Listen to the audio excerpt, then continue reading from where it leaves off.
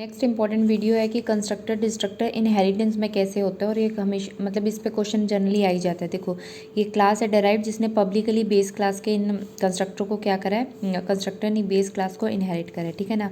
हमने derived class main के अंदर डेराइव्ड क्लास का ऑब्जेक्ट बनाया ओबी, तो तुमसे वो ये पूछेगा, इसमें ये कोई मैटर नहीं करता कि वो पब्लिक है, प्राइवेट है, प्रोटेक्टेड है, उससे कोई फ़र्क नहीं पड़ता, बट वो ये पूछेगा कि भाई क्या ऑर्डर होगा, भाई कौन सा पहले कौन सी क्लास का कंस्ट्रक्टर कॉल होगा। तो हमेशा याद रखना पहले बेस क्लास का कंस्ट्रक्टर कॉल होता है, ठीक है ना।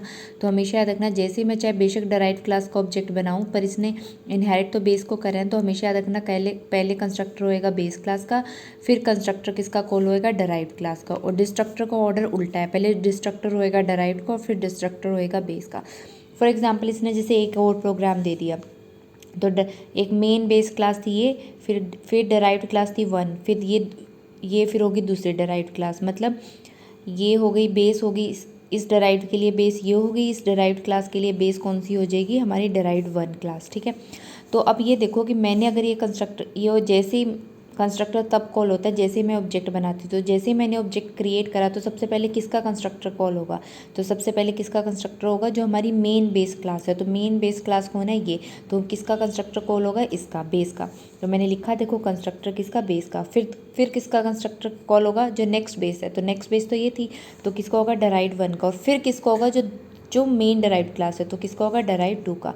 डिस्ट्रक्टर का ऑर्डर क्या होगा, डेराइव्ड से चलेगा उल्टा, तो पहले किसका, डिस्ट्रक्टर डेराइव्ड 2 का कॉल होएगा, फिर डेराइव्ड 1 का, एंड फिर किसका होगा, बेस का। तो ये ऐसे ऑर्डर पूछते हैं, ठीक है। एक और एग्जांपल देखो इसका।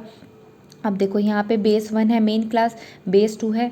अब देखो उधर तो क्या था कि ये मल्टी लेवल था काइंड ऑफ, कि एक पहले बेस क्लास बनी, फिर उसको एक डेराइव्ड 1 ने करा, फिर उसको डेराइव्ड 2 ने करा। तो इसमें क्या होगा, पहले इसका कंस्ट्रक्टर कॉल होगा, फिर इसका, और डेराइव्ड में उल्टा, पहले इसका फिर इसका फिर इसका। बट यहाँ पे ये मल्टी लेवल नहीं है। देखो यहाँ पे क्या है, अब मुझे क्या पता कौन सी बेस क्लास है, क्योंकि बेस 1 और इसने भी नहीं किसी को इनहेरिट करा, ये काइंड ऑफ क्या है, मल्टीपल इनहेरिटेंस की बात हो रही है, ये वाली बात हो रही है। तो इसमें ये भी बेस क्लास हो सकती है मेन, ये भी बेस क्लास, क्योंकि क्लास बेस 1 है, ये मान लो बेस 1 होगी, ये बेस 2 होगी, और ये होगी हमारी डेराइव्ड। तो यहाँ पे हमें वही है, पहले तो कंस्ट्रक्टर बेस को होगा, पर कौन सी बेस, ये या ये, कोई भी बेस हो सकती है ना। इसके लिए तो पता ही चल रहा था कि बेस ये है। तो इस केस में हम इसका ऑर्डर देखेंगे, डेराइव्ड क्लास किस तरीके से इनहेरिट कर रही है, ठीक है ना। देखो पब्लिक बेस 1, तो इसने किसको पहले लिखा है, बेस 1 को, फिर कॉमा पब्लिक बेस 2 को। तो हमेशा तो वही है, पहले कंस्ट्रक्टर बेस क्लास का, लेकिन इसके लिए पहले बेस क्लास कौन सी है, बेस 1।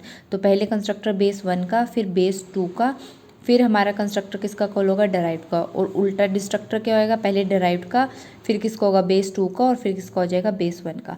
सेम चीज़ अगर ये ऐसे इनहेरिट करता है इसको, मतलब पब्लिक बेस 1 की जगह इसने पब्लिक बेस 2, मतलब अब इसने इसको ज़्यादा प्रेफरेंस दिया है, ये इसको मेन बेस क्लास करी है।